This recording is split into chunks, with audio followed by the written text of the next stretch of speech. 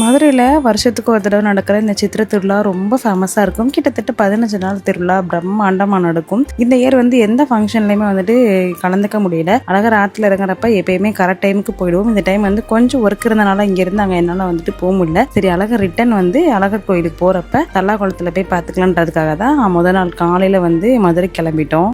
அன்னைக்கு தான் election result கூட. சரி, காலையிலே போயிட்டு அழகுமலையான சிறப்பை தரிசனம் பண்ணிட்டோம். போகிறப்பவே இந்த குட்டீஸ் பார்த்தீங்கன்னா சரியான ஆடம். ஏன்னா இந்த குழந்தைங்கள்லாம் இந்த இடத்துக்கு கூட்டு போகிறப்ப இந்த விளையாட்டு பொருட்கள் வரிசையாக போட்டு வச்சுருப்பாங்க. அதட்ட இருந்து நம்ம தப்பிச்சு கூட்டிகிட்டு போகிறதா ஒரு பெரிய டாஸ்க்காகவே இருக்கும். ஒரு 2 கடையில் கேட்டால் பரவாயில்ல, வரிசையாக எல்லா கடையிலையும் கேட்டால் நம்மளும் என்ன தான் பண்ணுறது. சரி, நாங்களும் முடிஞ்ச அளவுக்கு எல்லாமே 2 பேத்துக்கு வாங்கி கொடுத்தோம். 2 பேர் ஒரு கடையில் வாங்கி முடிச்சோன்னே அடுத்த கடைக்கு போகும் அதையும் கேட்டாங்க. அப்போ கேட்குறது எல்லாத்தையுமே வாங்கி கொடுத்தாங்க. 4:30க்கு அலாரம் வச்சு வீட்டை விட்டு கிளம்புறக்கே 5:30க்கு மேலே ஆயிடுச்சு. அந்தான்னு ஒரு வழியாக நின்றுட்டோம்.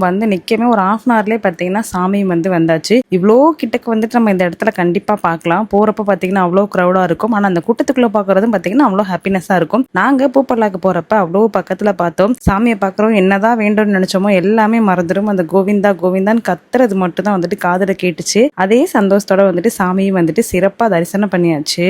நாங்கள் கிளம்பி போகிறதுக்குள்ளே சாமி போயிடும். டைம் வேற ஆயிடுச்சு. எலெக்ஷன் ரிசல்ட் வேற. அதனால சீக்கிரமா சாமியை கூட்டிட்டு போயிருவாங்கன்னு சொல்லிட்டு நிறைய நியூஸ் போறப்பவே ஸ்ப்ரெட் ஆயிருந்துச்சு. ஐயோ, இந்த வருஷம் பார்க்க முடியாம போயிருமே, கண்டிப்பா பார்க்கணும்னு சொல்லிட்டு நாங்க போய் ஒரு 1/2 hour கழிச்சு தான் சாமியே வந்துச்சு. அதிலே ரொம்ப ஹாப்பி ஆயிட்டோம். சாமியை பார்த்து முடிச்சதுக்கு அப்புறம் பாத்தீங்கன்னா பிரசாதம் கொடுத்தாங்க. வெஜ் பிரியாணி தான். எல்லாரும் கொஞ்சம் கொஞ்சம் சாப்பிட்டோம். அவ்வளோ சூப்பரா இருந்துச்சு. இங்க நம்ம மெயினா போறதே பாத்தீங்கன்னா ஒன்னு சாமி பார்க்கறது, இன்னொன்னு இந்த பிரசாதம் மோர் எல்லாம் பாத்தீங்கன்னா லைன் பை லைனா கொடுத்துட்டே இருப்பாங்க. நம்மளால வாங்கி சாப்பிடவே முடியாது.